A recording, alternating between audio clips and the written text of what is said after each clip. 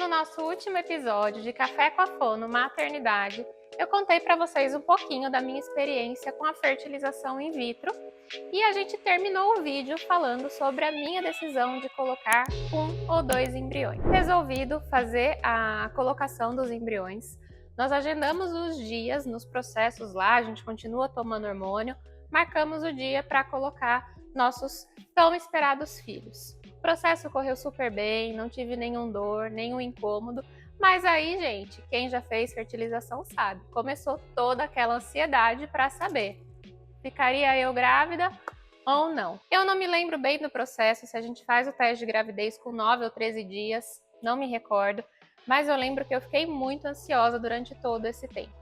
Continuei trabalhando normalmente, acho que só fiz repouso no dia que a gente fez a transferência dos embriões. E eu, como toda tentante, disparei lá, depois acho que do 5º ou 6º dia, a fazer teste de gravidez todos os dias. E os testes vieram todos negativos. E eu lembro de um dia que eu fui para Santa Bárbara, que eu trabalhava ainda na região, né, pela empresa, chorando, né, no caminho, porque eu tinha feito mais um teste, tinha dado negativo, e na minha cabeça, se tivesse alguma chance de eu ter engravidado, já era para ter algum hormoninho ali dando sinal. E eu lembro que foi um dia que eu fiquei muito triste, muito decepcionada, e falei que então eu só faria o próximo teste no dia certo, mas já sem muita esperança.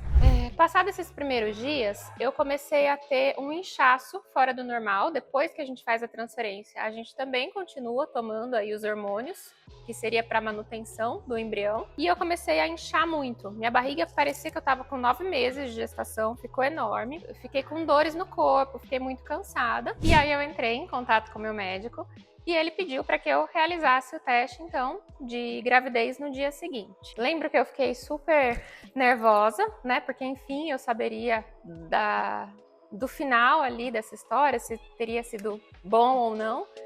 E eu lembro que eu saí de casa no final do dia e apareceram 2 arco-íris no céu. E ali eu tive uma certeza muito grande dentro de mim que eu estava grávida. Eu falo que foi a primeira vez assim que Deus falou comigo, foi quando eu olhei para o céu e eu vi os 2 arco-íris. Um estava bem forte e um mais clarinho no fundo. O outro dia chegou de manhã. Eu lembro que eu levantei já toda correndo, fiz o meu teste de gravidez e fiquei ajoelhada esperando o resultado. E ele veio positivo, apareceu lá, no grávida 3+, 2+. Tinha dado certo a minha fertilização.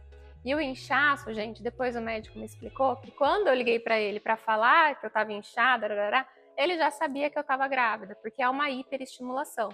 Todos os hormônios que eu estava tomando se juntaram com o próprio hormônio da gravidez dentro do meu corpo e dá essa hiperestimulação que causa inchaço, enjoo e muitas outras coisas.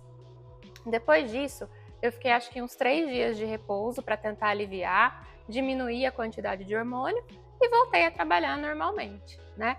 E assim foi uma gravidez tranquila e feliz até mais ou menos 15 semanas. Até esse período, gente, tudo correu bem, exame de ultrassom, primeiro morfológico. Eu estava muito feliz, eu era uma grávida radiante, eu estava animada, eu saía, eu catava minhas malas, rotina normal, fazendo já de tudo do quarto das crianças, porque desde o dia que eu descobri que eu estava grávida, eu já tinha, né, uma parte de enxoval, e aí comecei, feito maluca, a comprar muito mais coisa, e assim foi seguindo. Quando eu entrei ali na 15ª, 16ª semana, eu não vou me lembrar tão bem da semana em específico, eu tive um sangramento muito forte. E aí eu fui para a maternidade, eles fizeram um exame e falaram que estava tudo bem, que era para eu ficar em repouso e procurar a minha ginecologista na sequência, na segunda-feira, era o final de semana. E aí eu descobri que eu estava com placenta prévia, né? É uma condição comum em caso de gemelares, ainda mais comum em casos de fertilização in vitro, onde a placenta do bebê fica muito próxima ao colo do útero e isso faz com que a gente tenha grandes sangramentos.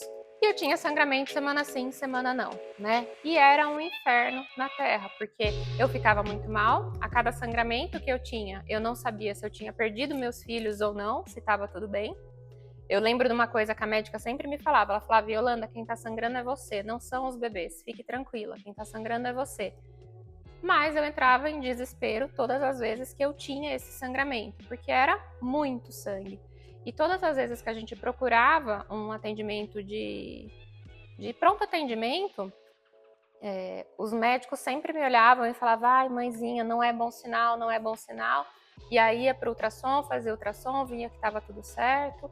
Algumas vezes faziam outros exames, algumas eu só ficava de repouso. Então, a partir dessa data, eu ficava uma semana em casa, praticamente, uma semana internada no hospital. Uma semana em casa, uma semana internada no hospital. Até que quando eu estava com 26 semanas, era um sábado de manhã, eu acordei e tinha um sangue enorme, assim, um círculo de sangue enorme em volta de mim na cama. E eu lembro que eu tinha um ultrassom naquele dia marcado às 9 da manhã. E eu falei, já tem ultrassom daqui a pouco, toda vez eu chego sangrando, me falam para fazer ultrassom e tá sempre tudo bem. Então não vou pro pronto-socorro, vou esperar o meu horário de ultrassom e tá resolvido. Era um sábado. Meu pai veio de Morungaba para cá, meu marido estava trabalhando, e ele me levou para fazer esse ultrassom.